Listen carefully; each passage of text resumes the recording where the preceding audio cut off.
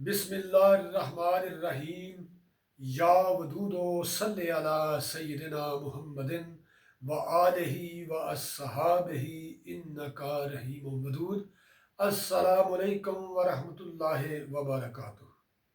میں آپ کے سامنے حضور پر نور، شمس العارفین، سراج السالکین، مصدر فیض و کرم، نجم الہدا، سلطان الحقیقت، پیر مغاں، سرچشمہ رشد و ہدایت، پناہ بے کساں، معدن و جود و سہا، محرم اسرار الہی، سرتاج اولیاء، سرتاج عاشقاں، سرتاج عارفاں، سرتاج کاملاں، سرتاج اکملاں، مجدد اعظم، قلندر اعظم، قطب عالم، غوث اعظم، داتا گر، حضرت فضل شاہ صاحب قطب دو عالم رحمۃ اللہ تعالی علیہ المعروف سائیں نور والے، آپ کے ارشادات عالیہ اور ملفوظات پیش کر رہا ہوں۔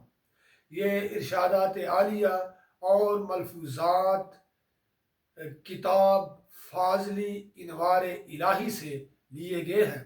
اس کتاب کو مرتب کیا ہے حضرت حافظ نظر الاسلام صاحب فاضلی قادری نور والو نے۔ پیش کرنے میں، بیان کرنے میں مجھ سے کوئی بھول چوک ہو جائے تو میں اس کے لیے پیشگی سننے والوں سے اور دیکھنے والوں سے معافی چاہتا ہوں، اور اللہ کے حضور بھی میں معافی چاہتا ہوں۔ مرشد من فضل شاہ فاضلی، مرشد من فضل شاہ فاضلی قطب دو عالم بود کامل ولی، مرشد من فضل شاہ فاضلی امت محبوب را کامل ولی، مرشد من فضل شاہ فاضلی امت محبوب را کامل ولی، مست و رقصاں تیری چوکھٹ پہ فقیر آتے ہیں، مست و رقصاں تیری چوکھٹ پہ فقیر آتے ہیں، نور والے تیری الفت کے اسیر آتے ہیں۔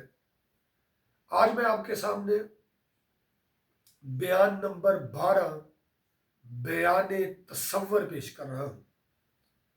جو لوگ خیالی تصور باندھتے ہیں بزرگان دین کا، جو خیالی تصور باندھتے ہیں بزرگان دین کا، وہ ناقص تصور ہے۔ بزرگان دین کے وجود کو اللہ تعالیٰ نے عمل کی صورت سے اتارا ہے خلق اللہ کی طرف، اور بزرگان دین کے دل کو اللہ تعالیٰ کا علم جاننا چاہیے۔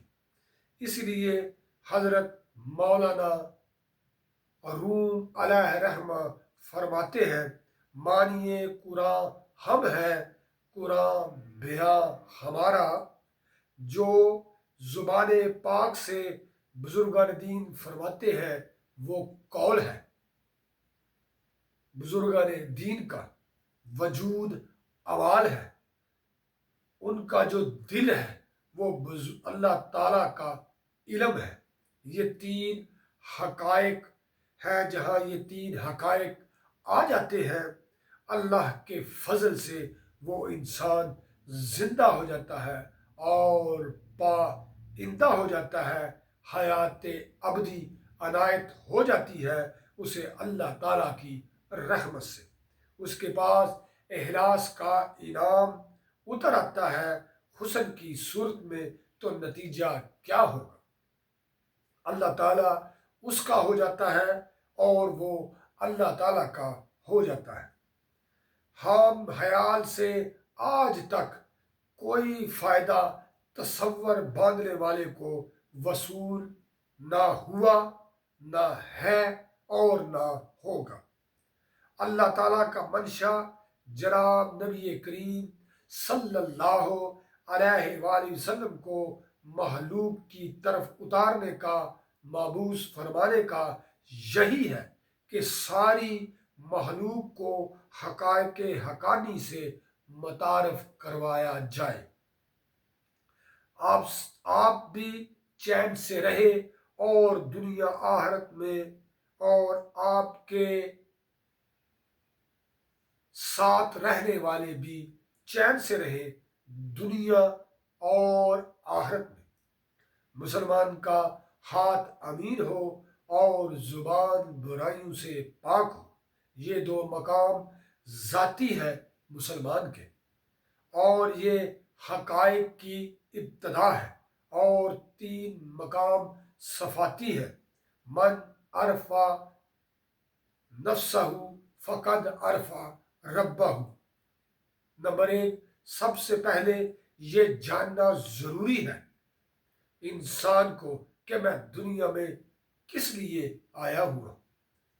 اللہ تعالیٰ کے لیے ہر وقت پاک رہنے کے لیے، اور محبوب صلی اللہ علیہ وآلہ وسلم کے لیے ہر وقت باوضو رہنے کے لیے آیا ہوا ہے۔ یہ اس کا حقائق اور منشا ہے۔ نمبر دو، پھر دیکھنا یہ ہے کہ بزرگان دین کس لیے آئے ہوئے ہیں۔ بزرگان دین اللہ تعالیٰ کے نام کو بلند کرنے کے لیے آئے ہوئے ہیں۔ یہ بزرگان دین کا منشا ہے۔ تیسرا مقام یہ دیکھنا ہے کہ حق کو کس طرح پانا چاہیے۔ حق کو پانے کا ایک ہی طریقہ ہے کہ درود پاک پڑھا جائے۔ یہ حق کا منشا ہے۔ جس وجود میں یہ 5 حقائق ظاہری اور باطنی موجود ہو جائیں گے، وہ انسان بزرگان دین کی صف میں شمار ہو جائے گا، اور قیامت کے دن مردان خدا کی صف میں اٹھایا جائے گا، نور والے۔ اسی لیے اللہ تعالیٰ نے ساری مخلوق کے سامنے نقشہ ازلی رکھ دیا ہے۔ پہلا سجدہ اللہ تعالیٰ کو محسوس ہے، یہ سجدہ تسلیمی سجدہ ہے۔ بزرگان دین کے وجود کو اعمال تسلیم کیا جائے تو یہ تعظیمی سجدہ ہے۔ جہاں یہ دو مقام آ جاتے ہیں، اسے اللہ تعالیٰ اپنا علم عطا کر دیتا ہے۔ یہ علم حقیقی ہے، اور اللہ تعالیٰ کی طرف سے انعام اتر آتا ہے۔ اخلاص حسن کی صورت سے اللہ تعالیٰ کا بندہ ہو جاتا ہے، وہ صورت کے اعتبار سے اور معنوں کے اعتبار سے۔ بزرگان دین فرماتے ہیں، جد تکر تو پلے گالی بنی پھردائیں، تو اللہ دا عالم نہیں، تو دنیا دا عالم ہے۔ کول او حقیقتاً اللہ دی گل ہے، جس وقت تیرے ہاتھ بزرگان دین دا قدم آ گیا، پھر تو اللہ دا عالم ہو جائے گا۔ بزرگان دین فرماتے ہیں، جد تکر تو پلے گالی بنی پھردا ہے، تو اللہ دا عالم نہیں، تو دنیا دا عالم ہے۔ کول او حقیقتاً اللہ دی گل ہے، جس وقت تیرے ہاتھ بزرگان دین دا قدم آ گیا، پھر تو اللہ دا بندہ، اللہ دا عالم ہو جائے گا۔ اس لیے اللہ تعالیٰ فرماتا ہے، جس کو میں سب سے زیادہ فضل عطا کرنا چاہتا ہوں، اسے اپنا علم عطا کرتا ہوں، اور سمجھنے کی توفیق بھی ہر مقام پر عطا کی جاتی ہے، وقت وقت پر صاحب حال کو۔ وہ معنوں کے اعتبار سے بھی اللہ تعالیٰ کا عالم ہو جائے گا، اور صورت کے اعتبار سے بھی عالم ہو جائے گا، جس طرح حضور پر نور حضور نبی کریم صلی اللہ علیہ وآلہ وسلم نے حدیث پاک میں فرمایا ہے کہ عالم نائب رسول ہے۔ اسی لیے بزرگان دین آئے ہوئے ہیں۔ بزرگان دین جو فرماتے ہیں وہ اللہ تعالیٰ کا حکم فرماتے ہیں۔ یہ قول ہے۔ بزرگ دین کا وجود اعمال ہے۔ بزرگان دین کو جو اللہ تعالیٰ نے دل عنایت فرمایا ہے وہ اللہ تعالیٰ کا علم ہے۔ فرشتے کو اللہ تعالیٰ نے دل نہیں عنایت فرمایا، عمل عنایت فرمایا ہے۔ اسی لیے اللہ تعالیٰ نے جب فرشتوں سے نام پوچھے تو وہ نہ بتا سکے، کیونکہ ان کا مقام ہی نہیں تھا۔ اللہ تعالیٰ نے حضرت آدم علیہ السلام کو دل عنایت فرمایا، علم عنایت فرمایا اور سب چیزوں کے نام سکھائے۔ صاحبو، جان لو فرشتے کا مرتبہ جو ہے وہ اعمال تک ہے، قول اور عمل۔ حضرت آدم علیہ السلام کو اللہ تعالیٰ نے اپنا علم عطا فرمایا اور اخلاص بھی عطا فرمایا۔ یہ دو مرتبے فرشتے سے اولا اور عرفہ ہے، اس لیے بزرگان دین کو فضیلت ہے سب فرشتوں پر، کیونکہ بزرگان دین کو اللہ تعالیٰ نے قول عنایت فرمایا، عمل عنایت فرمایا، علم عنایت فرمایا اور اخلاص عنایت فرمایا۔ نوٹ: بزرگان دین کے قول کو تسلیم کیا جائے تو یہ تصور ہے قول سے۔ نمبر 1، بزرگان دین کے قول کو تسلیم کیا جائے تو یہ تصور ہے قول سے۔ بزرگان دین کے وجود کو اعمال تسلیم کیا جائے تو یہ تصور ہے اعمال سے۔ نمبر 3، بزرگان دین کے دل کو اللہ تعالیٰ کا علم تسلیم کیا جائے تو یہ تصور ہے علم سے۔ نمبر 4، بزرگان دین کے اخلاص کو تسلیم کیا جائے تو یہ تصور ہے مولا سے۔ جس صاحب کے یہ چاروں مقام پورے ہو جاتے ہیں، حقیقتاً اس انسان کی ایک طرف بن جاتی ہے۔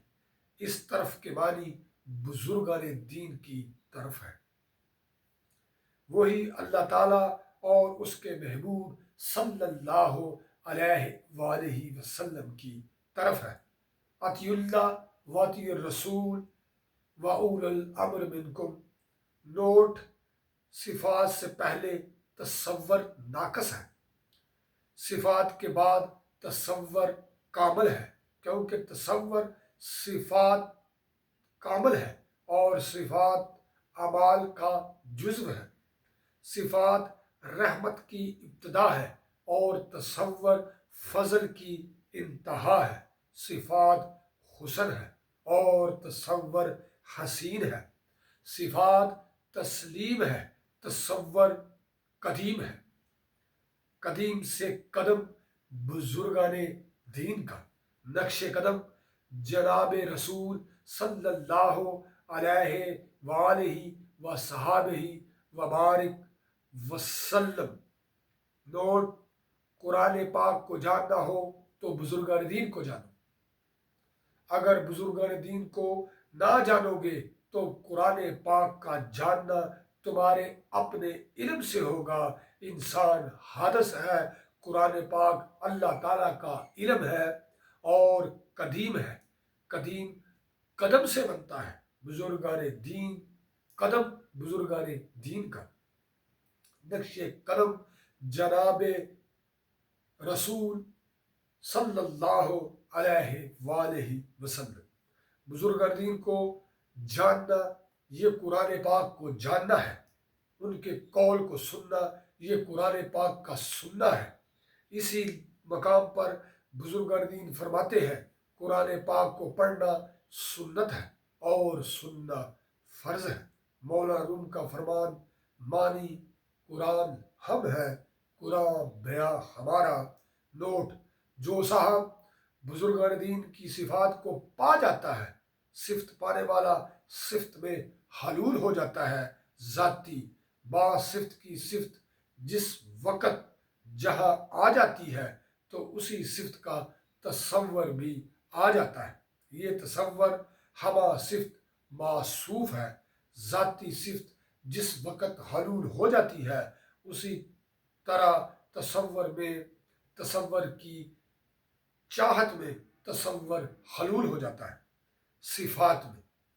مجسم جن کا تصور آتا ہے اور جس کے پاس آتا ہے وہ مجسم وہی ہو جاتا ہے۔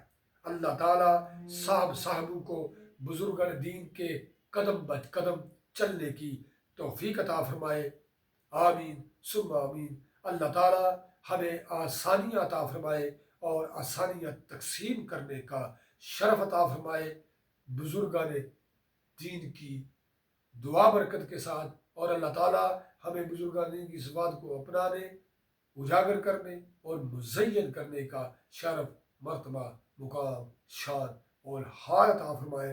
بزرگان دین کی دعا برکت کے ساتھ، نور والے، نور والے، نور والے۔